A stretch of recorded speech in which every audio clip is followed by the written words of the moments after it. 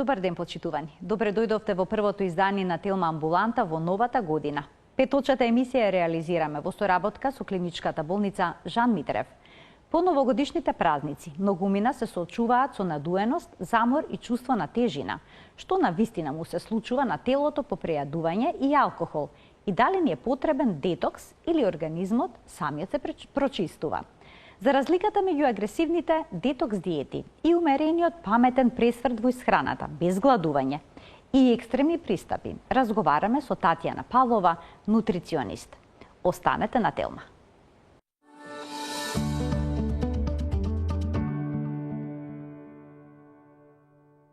Постои ли потреба од детокс на организмот по новогодишните празници? На оваа тема денеска разговараме со Татјана Павлова, нутриционист во клиничката болница Жан Митрев. Татјана, добре ни дојдовте во Телма амбуланта и среќна нова година. Добар ден, добро ве најдов. Да ви ја честитам новогодишните празници, предстојните божикни празници, на сите гледачи покрај малите екрани, да си посакаме здравје, мир и благосостојба во секој дом.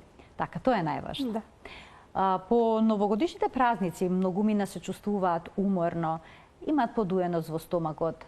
Како енергијата да им се потрошила, како батериите да се празни? Па што точно се случува со организмот по денови прејадување, но и консумација на поголема количина на алкохол? Накратко кажано, сме се оттргнале од онаа секојдневна рутина. За жал или за среќа, ние имаме богата традиција, значи голема, богата гастрономија на која што тешко можеме да одолееме, особено во периодот на празниците. Па некако празниците во пријатна атмосфера, сите си во тој период се дозволуваме малку да отстапиме од оние дневни навики. Па би кажала дека во тој период буквално претеруваме. И самото тоа така наречено претерување со храна, одредени пијалоци и алкохол му прави одредени промени на телото. А што всушност се случува? Значи, тогаш буквално телото нам ни се наоѓа во ситуација на презаситеност. И она што ние треба да направиме е постепено да се вратиме кон оние стари навики кои што сме ги имале пред овој период. А дали организмот ги памти овие екстреми или пак брзо се враќа во нормала? Доколку станува збор за здрав организам, 2 до 3 дена е доволно за да си се врати во нормала, бидејќи нашиот организам е совршен механизам кој што значи има способност едноставно многу брзо да се регенерира. И кога станува збор за детоксот, всушност што е детокс? Дали нам ни е потребно нешто да правиме или самото тело ни се изборува? Јас би кажала дека телото само се изборува, а ние треба само малку да му подпомогнеме. Значи, во процесот на детокс учествуваат клучни органи, како што е црниот дроб, дигестивниот систем или цревата и бубрезите.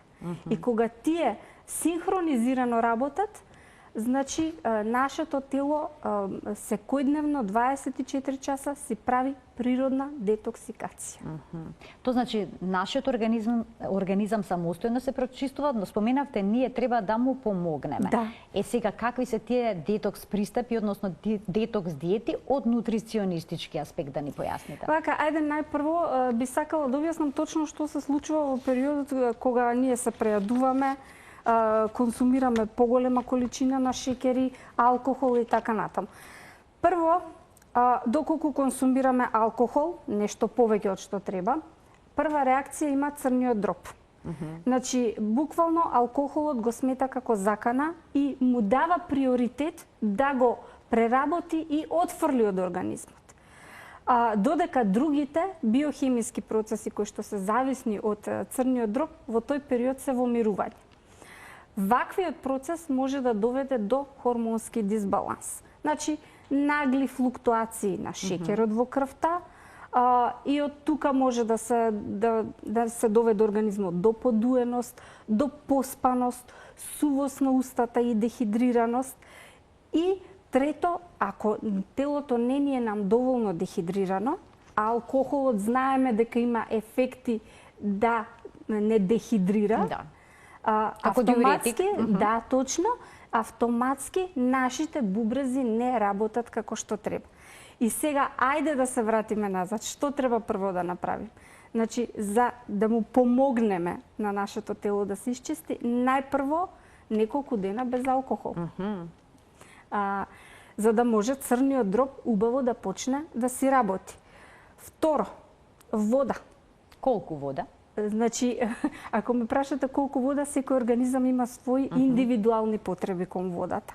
Меѓутоа, без вода, која што прво не хидрира, ни дава свежина, учествува во сите метаболитички процеси, автоматски учествува и во отстранувањето на токсините од телото преку урината, значи улогата на водата во овој процес е повеќе и од потребна. И трето, враќање на оние редовни, секојдневни оброци, велиме 3 главни оброци и по потреба 2 ужинки. Зошто? Бидејќи со прекумерното внесување најчесто на мрсна храна, храна богата со шеќери, дополнително и алкохолот влијае на подкревањето на шеќер во крвта, ние и нашиот дигестивен систем, односно нашиот микробиом, на овој начин го нарушуваме. Оној баланс помеѓу добри и лоши бактерии е во дисбаланс и ние треба да му дадеме здрави оброци, избалансирани оброци, да намалиме со масната храна и јаглените хидрати со цел да дојде до опоравување и да почне целиот овој процес нормално да функционира. Значи не мора да ја дојадуваме руската салата. Дефинитивно. Кога ја споменавте водата, дали е сеедно? Дали пиеме обична вода, млака вода со лимон или пак минерална вода? Значи, која опција и да одбереме, треба да видиме крајната цел. На внесувањето на течностите има една голема улога, а тоа е да го хидрира телото. Млаката вода со лимон, да, на телото може да му даде дополнително витамин С, кој што ќе му помогне да се опорави процесот на детокс. Додека минералната вода пак не знае да го збогати нашето тело со електролити, бидејќи во процесот на детоксикација нашиот електролитен баланс е нарушен. Значи, која опција и да ја одбереме, нема да погреши. А постојат ли некои пијалоци, некои течности кои што можат дополнително да го оптоварат организмот пред се црниот дроб? Да, секако, значи алкохолот веќе го спомнавме и не го дискутираме, значи газираните пијалоци, благите пијалоци, значи сите оние пијалоци кои што содржат шеќер, еве тука да ги спомнам тетрапак соковите кои што нас не се достапни, и високо енергетските пијалоци кои што содржат дополнително и кофеин. Значи нашето тело сака она секојдневна мирна рутина. Што ние дополнително да му дадеме, го воведуваме во стрес. Споменавте кофеин. Кафето содржи кофеин. Да. Дали сега во процесот на детокс кафето помага или пак одмага? Само во умерена количина. Светска здравствена организација или некои истражувања велат дека на еден човек потребни му се максимум 300 мл кафе дневно. Односно 3 филџани кафе по 100 грама. И се што е над сето тоа, велиме дека е премногу. Кафето исто така има диуретичен ефект, меѓутоа влијае и на еден многу значаен хормон, а тоа е кортизолот.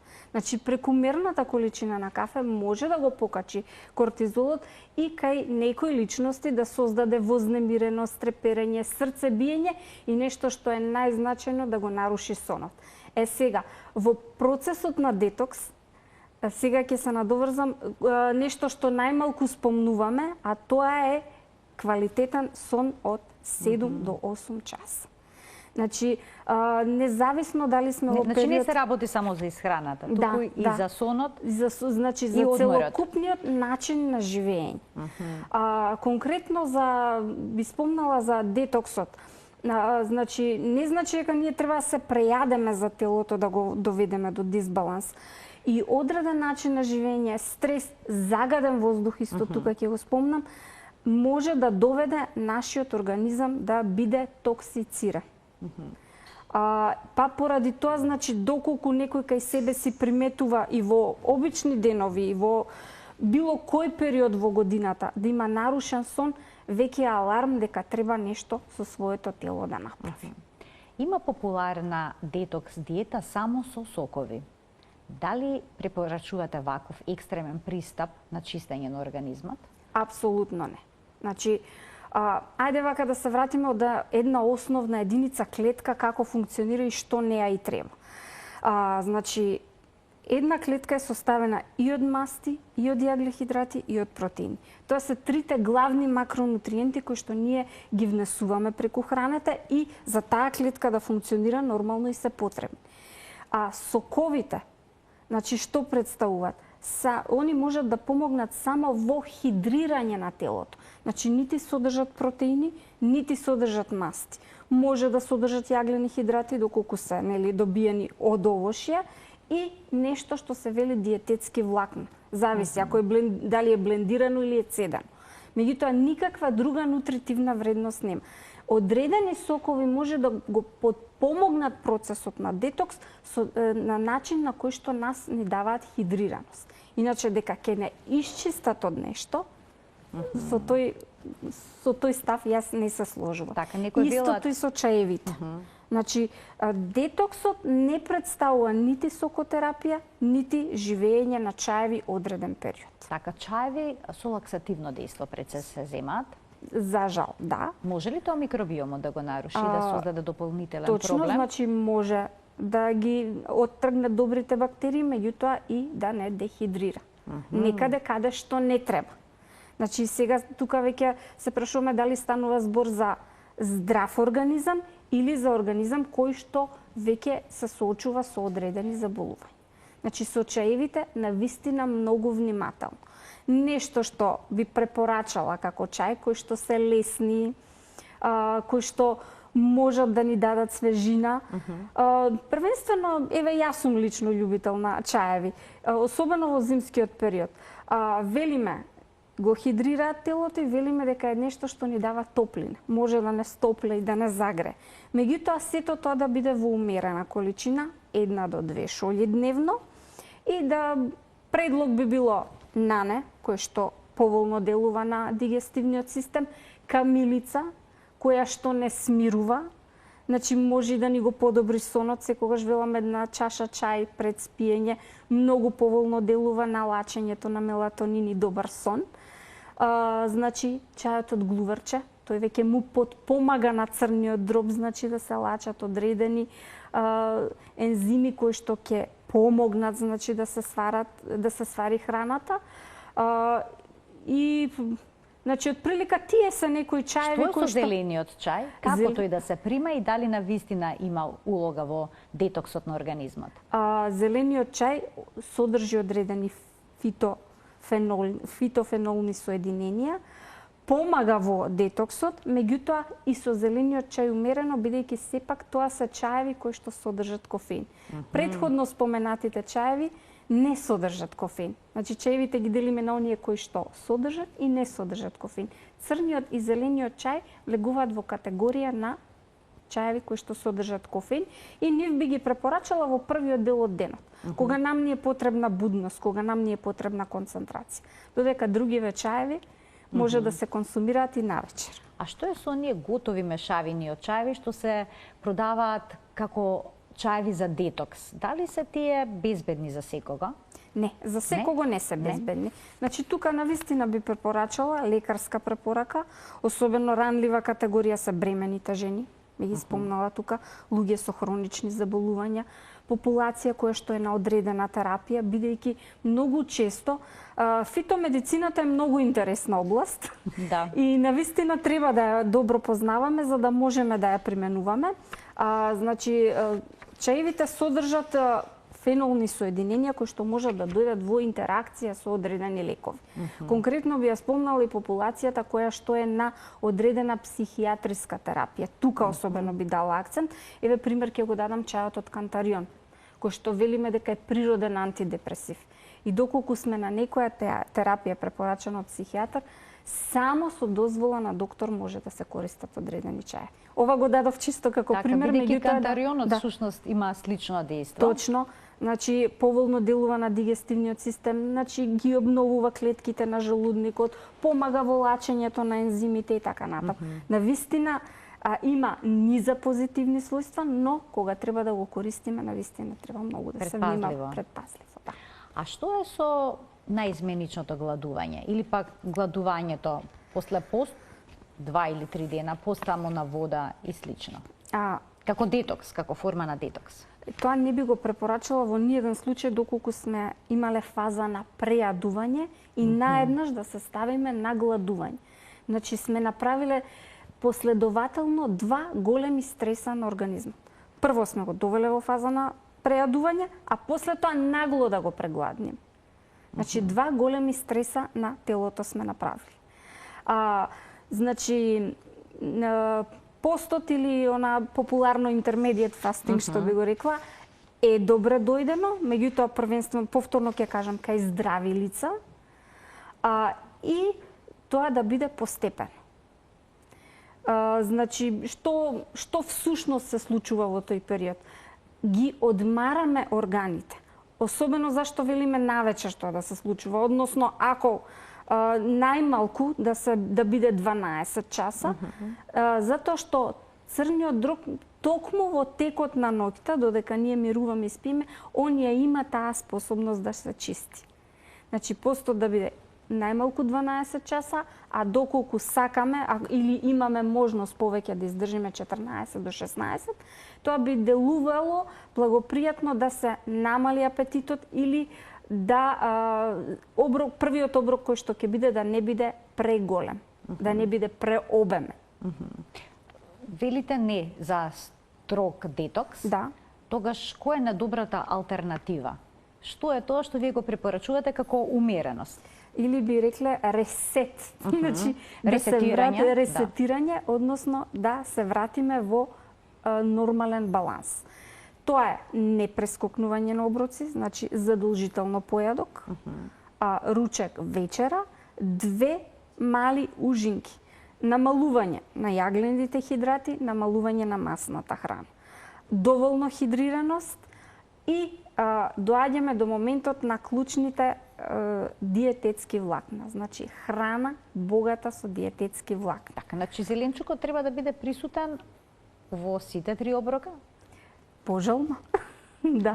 На таков начин да ги внесеме всушност растителните влакна. Вака, храна богата со растителни влакна се целозрнести житарки, Добра. Зеленчук и овошје. Зошто даваме предност на зеленчукот? Затоа што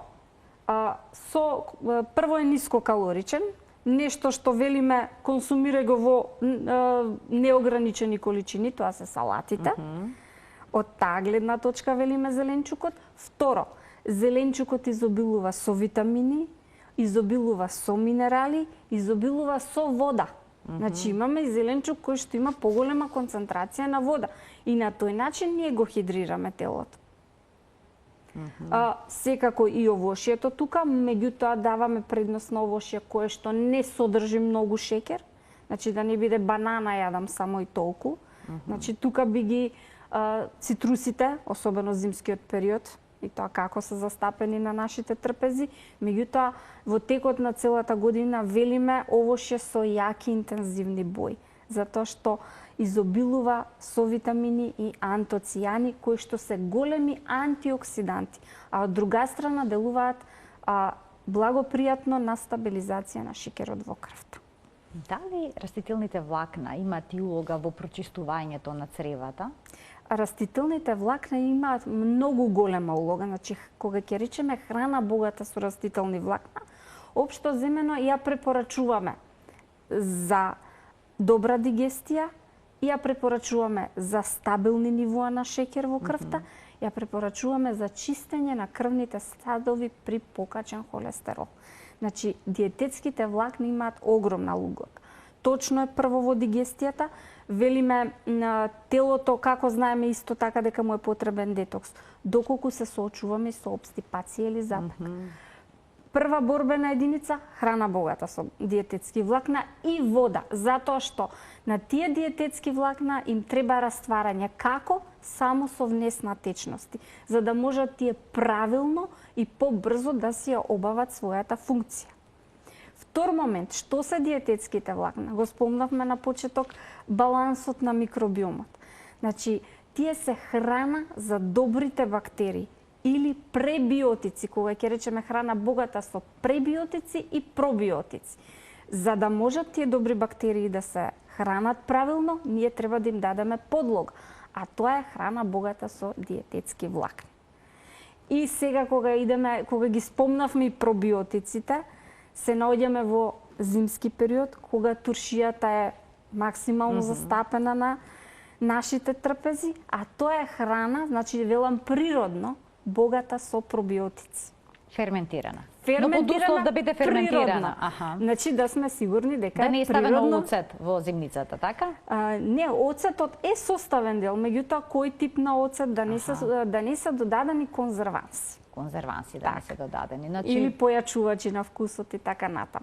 Тоа би било најдобрата опција. Меѓутоа ние 100% не можеме да се заштитиме и да знаеме доколку купуваме храна од рафтовите, 100% не можеме да бидеме сигурни како е ферментиран. Така. Порано сите ферментира во домашни услови зелка. Да.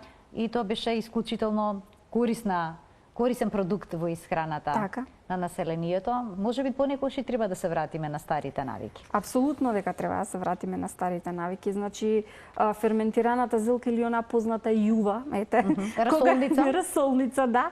Значи, е пребогата со пробиотици. Значи, зошто да не си дозволиме, доколку имаме секако домашно киселена зелка, по едно мало филџанче дневно да пиеме расолница, затоа што тоа е изобилие на пробиотици. И киселата зелка не само што содржи пробиотици, значи изобилува и со С витамин, кој што ние на сите максимално потреба. А што е со протеинската исхрана? Дали таа може да му помогне на црниот дроб или да му одмогне? Бидејќи некои знаат да претираат и со внес на протеини, сакајќи на таков начин да направат детокс. Значи, протеините исто така играат клучна улога во процесот на детокс. Зошто? Затоа што првенствено црниот дроб, која му е улогата? Да, ќе го објаснам некако, ќе се потрудам наједноставно да го објаснам, да ги детектира и абсорбира токсините, и вториот чекор е да најде начин како да ги елиминира. За сето ова, што се потребни? Протеини. Протеините од што се составени? Од аминокиселини. Може овој процес да го помогнат и Б витамините, групата на Б витамини. И затоа тука треба да внесуваме и таков вид на храна. Друг момент, какво... има Б витамини? Б витамини има и во целозрнестите житарки. Во лебот? Во лебот, да. Од целозрно? Во самата обвивка на лебот изобилуваат Б витамините. Значи, зелениот парче леб за да се постигне задоволително ниво на Б витамини во организмот? Разновидна исхрана би кажала. Не само парче леб. Значи, целозрнестите житарки ни се првата храна, меѓутоа Б5, фолна киселина Б9 се содржи во лиснатиот зеленчук. Цвеклото исто така богато со Б9 или фолна киселина. Значи, разноврсна исхрана, балансирана и што повеќе бој. А белиот леб? Белиот леб е на црна листа. Белиот леб, значи тука не испаѓа. Пецивата и белиот и производите добиени од бело брашно, велиме дека се на црна листа, она што ни е воглавно ми највкусно за празниците што го консумирам. Така. Значи велиме во мали количини и да знаеме како да избалансираме. Сега, замислете, руската салата е составена од мајонез, внатре имаме салама, кашкавал, да, зависно, јајце, значи премногу енергетски густа храна на едно место. Дополнета со кифличка или погача, направена од бело брашно, е темпирана бомба. Така. Значи, така стојат работите. И сега... А сармата? Сармата. сармата како сарма, количината на консумација на сарма е спорна. Инаку сармата како сарма, точно, зелка, тоа е избалансирано, месо и точно, ориз, да. За сите оние кои што постат, значи, еве се наоѓаме уште во период на вторите големи пости во христијанството, божикните пости за сите оние кои што постат, па и сармата е препорачана да се консумира, меѓутоа секако направена со дозволени намирници. Печурките ни се тука извор на пости, оревите, значи постојат модификации кои што се прави, варијанти, да. Исклучително вкусни. Так, да. Значи, таквиот тип на сарма е пожелен. Меѓутоа, количината која што ќе исконсумираме, со која комбинација игра многу клучна улога. Значи, тајната е секогаш во умереноста. Така. Но не сите се раководат од тоа правило, тајната во умереноста, бидејќи сакаат брзи резултати. Ке прочитаат на интернет дека за 24 до 48 часа ќе се постигне одреден деток, само да речеме со сок од лимон и со лута пиперка. Може ли нешто такво да избрише се што сме грешеле во минатото? Не. Значи тоа може само да потпомогне. Еве лутата пиперка, значи во себе содржи соединение кое што се вика капсицин. И он има исклучително голема улога за раздвижување на крвта или за чистење на крвните садови. Не случајно кога јадеме лута храна, ние чувствуваме топлина. Значи во тој период циркулацијата ни се зголемува. Значи лимонот и лутата пиперка само поможат да го помогнат процесот во комбинација со вода да се даде хидрираност. Меѓутоа не дека така едноставно све што претходно сме практикувале дека ќе се избрише. Некои исто така е за време на детокс диетите сосема отстрануваат сол од исхраната. Може ли тоа да биде опасно? Па доколку претходно сме консумирале храна богата со сол, пожелно би било да ја намалиме. Да, да се намали, да се намали, но дали сме целосно да се исклучи? Не би препорачала, затоа што тука па веќе правиме електролитен дисбаланс. Значи солта, натриум, хлорид. Значи натриумот е еден од важните електролити кои што секогаш треба да го имаме во оптимална граница. Значи ни повеќе, ни помалку. Дури и кај спортистите велиме кога ќе дехидрираат, некогаш и пожелно е вода со малку сол. Значи да се врати оној електролитен баланс во телото. Така да не би се сложила со скроз оттргнување на одредена група намирници. А точно е дека солта и шекерите прават задршки на вода. И многу често ние мислиме дека сме толку или после празниците кои ќе се измериме, ние мислиме дека толку масно ткиво наеднаш сме создале, а всушност имаме задршки на вода. Да. И сега некои ги применуваат детокс практиките за да изгубат неколку килограми, за брзо слабење. Го препорачувате тоа? Не, затоа што само вишокот на вода се вади, дури се вади и она што и не е потребно да се... Да, електролитите. Електролитите, точно, да. Споменавте. Сега некои за време на детоксот се соочуваат со некоја детокс криза, чувствуваат умор, понекогаш главоболка, им се гади, имаат лош див и тоа го пријавуваат. Така. Дали е тоа резултат на чистењето на организмот од отровите или пак е некаква борба на организмот со новонастанатата ситуација? Како што на почеток кажавме, тоа е вториот стрес што сме му го направиле на телото. И телото се бори со последиците. Значи едноставно се бори да се врати во нормал. Значи некош може да биде повеќе штетен од колку корисен? Точно, да. Затоа не се сложувам јас со нагло пресекување на, односно од крајност во крајност. Да се прејадеме па да гладуваме. Или ќе гладуваме. Значи, постои едно правило во диететиката. Секое прегладнување води кон прејадување. А прејадувањето што е? Значи, неможно се едноставно го блокираме телото да правилно си ја одвива својата функција, односно органите да правилно работат и да си ја вршат својата функција. А што е со оние кои што го практикуваат христијанскиот пост во моментот? Како пак тие да преминат кон нормална исхрана? Да, значи секогаш пред почетокот на постењето советуваме дека одредени ензими, например, кои што ја варат храната како што е месо, јајца, помасна храна, значи тие ензими малку се повлекуваат, односно подзаспиваат за време на постот. И велиме и на почетокот на постот и кон премин на нормална храна, пожелно е да земаме пробиотици. Значи, токму за да не настанат одредени несакани дигестивни тегоби. Кога никогаш знае да настрада и панкреасот. Точно, така.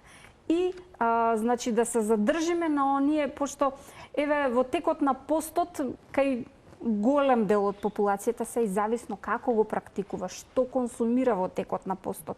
Дали прави избор на здрави намирници или повеќе сме на лебасти производи направени од бело брашно и така натаму. Значи, кај таа популација многу често знае да се, ќе речат, собран ми е желудникот, немам апетит. Значи, тоа е еден начин како да се контролира гладот.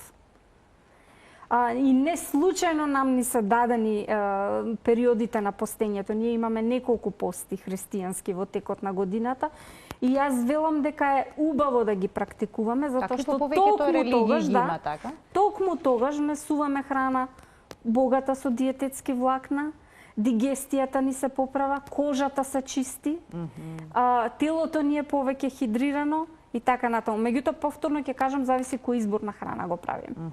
Значи правилно. И тука правилен пристап треба да има. Да. Меѓутоа, при преминот кон постење и кога излегуваме од постот, многу е важно да обрнеме внимание на внесот на пребиотици, значи повторно да продолжиме со растителната храна, и внес на пробиотици.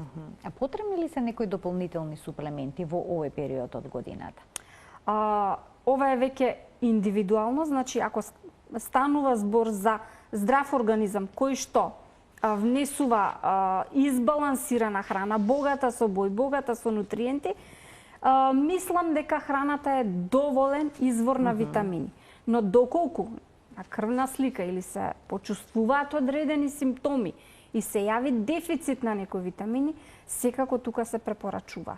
Многу често, пошто се наоѓаме и во зимски период, знае Д витаминот да биде во дефицит, С витаминот, железо, значи анемијата, бидејќи сепак живееме во затворен простор, во големите индустријски градови, анемијата посекако е кај одредена популација последователна состојба.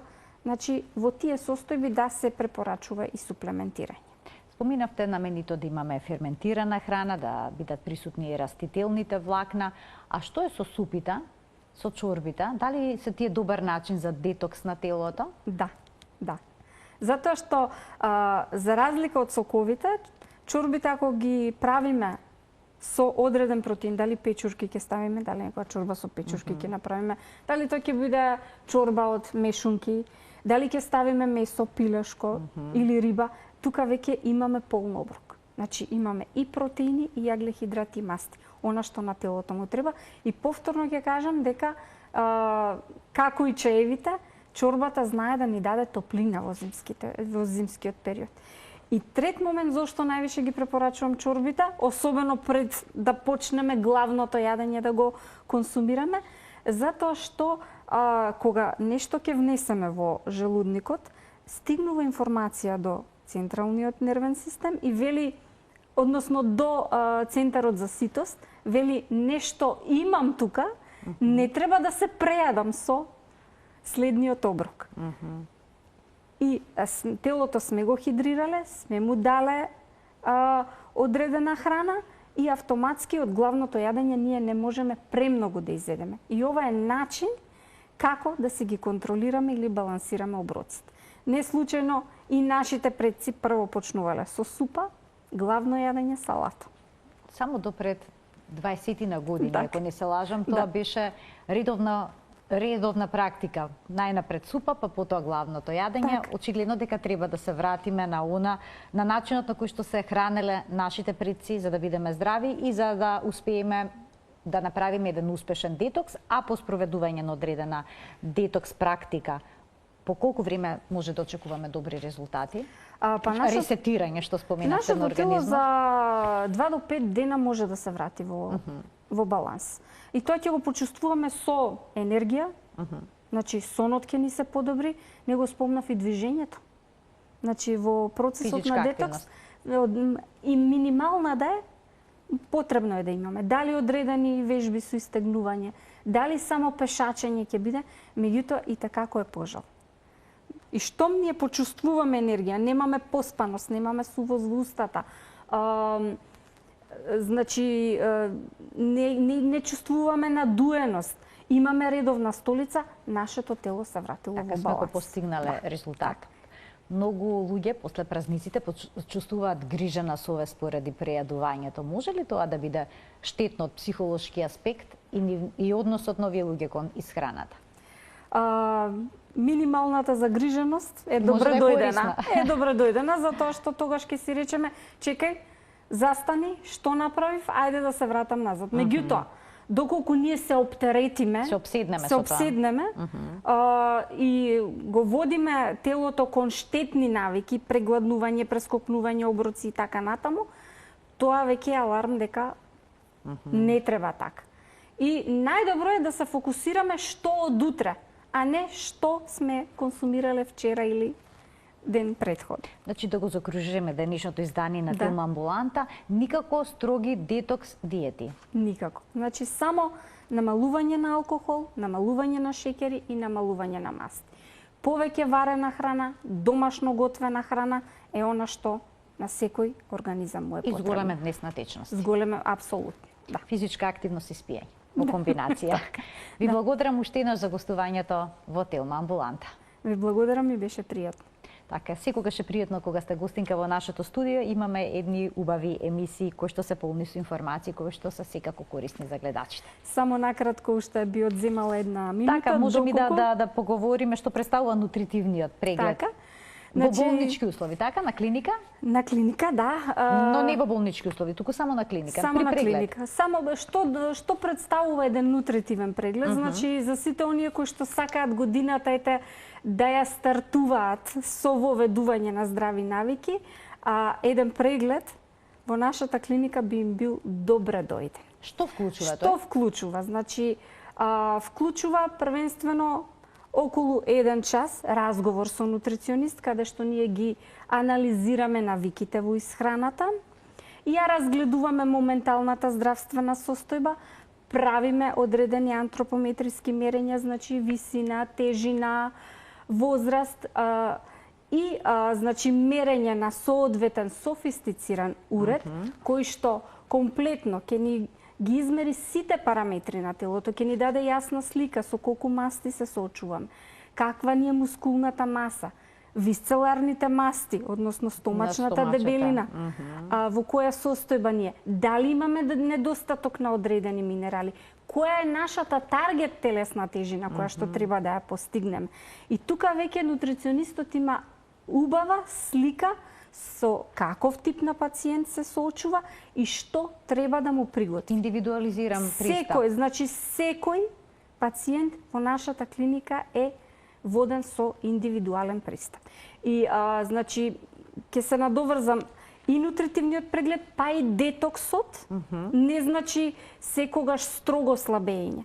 Тука веќе првенствено правиме хормонски баланс и воведуваме здрави навики кои што понатаму ќе ни станат и здрав стил на живење. Така, ова е корисно да го знаат сите што сакаат чист старт во јануари, без да му наштетат на своето тело. На своето тело, така. Ви благодарам уште еднаш што бевте гостинка во Телма Амбуланта. Ви благодарам. Почитувани, ова беше уште едно издание реализирано во соработка со клиничката болница Жан Митрев. Ви благодарам за вниманието со кое што и денеска ме следевте и ви посакувам пријатен ден.